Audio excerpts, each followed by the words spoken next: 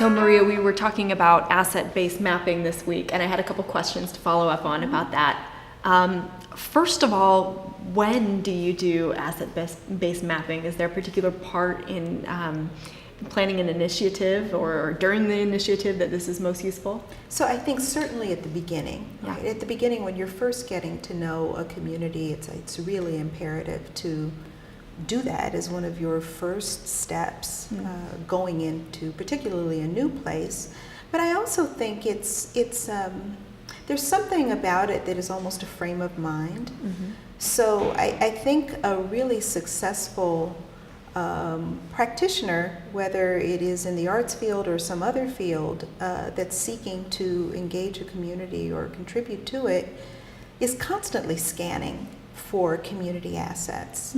It's part of how they do their work, right? So that, yes, there may be some preliminary or initial high energy and intense search for what are the assets in this community and how do I wrap my head around that.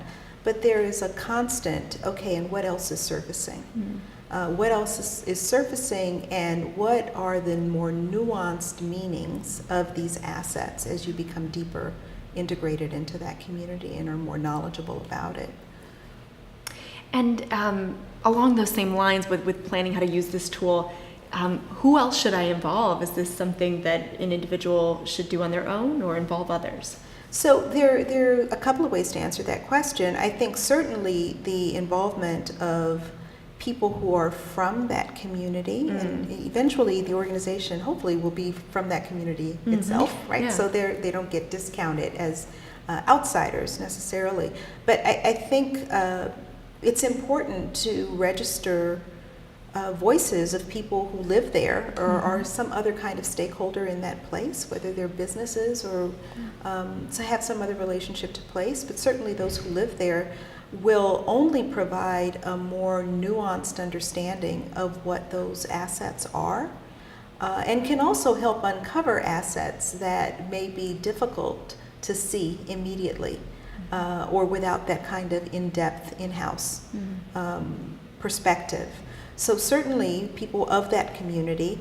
I think it's also important for someone in an organization that's undertaking this work to think about how even a board member or the board of directors can benefit from either being part of the asset identification process or at minimum being on the receiving end of what the person has learned after engaging in this process.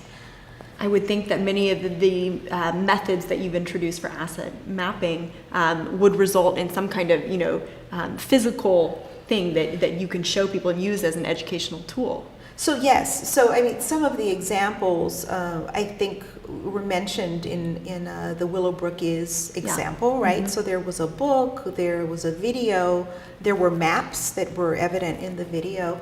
The social science approach certainly lends itself to the creation of traditional GIS maps, right? When you've taken data points and you've put them on a map to represent where they are geographically. So there's that, and you can similarly do things with an ethnographic approach or convergence of all of those.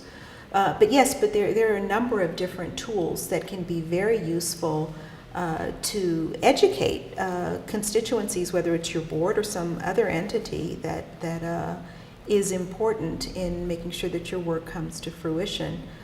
Certainly at the board level, it's really, I think, critical that board members understand the context in which an organization seeks to work or is working, and for them having a framing that is not only about deficit as the default framing, but also the understanding of community assets, I think is imperative to help them do their work. Yeah.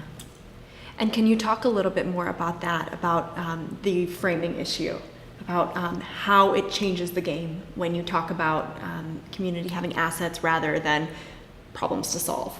So I'll go back to an example we've used before, which is the Music Center and the Active Arts Project. I think that is an example of them framing the issue not from a deficit perspective that would read something like, communities don't have culture. They're bereft of what we have to offer, and therefore we must take it to them, or we must build the paths that make it easier for them to access us with traditional programming, let's say, from an audience participation perspective. Which the intentions inherent in that aren't altogether bad, but I think they're very limited if that's all you're doing. When you think about what Active Arts did, it actually recognized that people have a creative impulse and that they want to engage. And the way that they programmed with this notion of active engagement in mind was based on the diversity of Los Angeles as an asset. So Cool. the programming actually lifted up many different kinds of music forms that are prevalent in the LA area by virtue of the diversity of the community. As well as, some of the things we saw had to do with the dance program, with music making, with a wide range of activities that Active Arts, or genres that Active Arts is programming. And in all of that, it's built on what does this community itself have to offer culturally. And that led to a very different approach to connecting with Angelenos, right? And to creating stakeholders in place. That's very different from you're bereft of something and we need to bring it to you. Very cool. Yeah. I can see how that made all of the difference, looking at creative impulse and the diversity of Los Angeles, both as assets to That's the community. right. That's incredible. Yeah. And Maria, we'd also talked a little bit about how doing asset-based mapping can help you understand the continuum of what's happened in a community before you arrive there, and building upon those rather than pretending that they never existed. Can you talk about a little bit about that within Los Angeles? Yeah, so one of the things that's happening in LA, and it has been for a number of years now, is radical change and fast change in a lot of places. Of particular note for me is downtown Los Angeles, which is very hip now. Yeah. When I was growing up here, it wasn't hip. It was a different place. And I think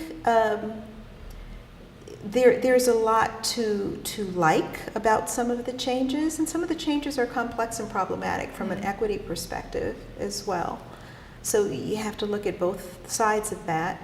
But what's gotten my attention as someone with an urban planning background is how often, and I think in a misguided way, people will set up new entities, new either businesses or whatever is happening, whether it's an event or new real estate deals or whatever, and the notion is that there was nothing there. And I never think there's nothing there. Even when there is an empty lot, there's a reason, that there's a history there, there's a story there. And figuring out, to your, I think, language, how you fit in the continuum of the evolution of a place is really important. And it's not intended to be a straitjacket. It is intended to really ground what you're doing in the reality of that place. So the fact that there have been places that have been neglected or are derelict, you're building on that story. Right. And what you're doing isn't contributing to there was nothing ever there, but you're contributing to the evolution of that place at a particular moment. And it's important, I think, to recognize what that history is, even if the decision is to do something radically different, or even do something that might be controversial. But to recognize what you're stepping into, I think that's part of the work. Yeah.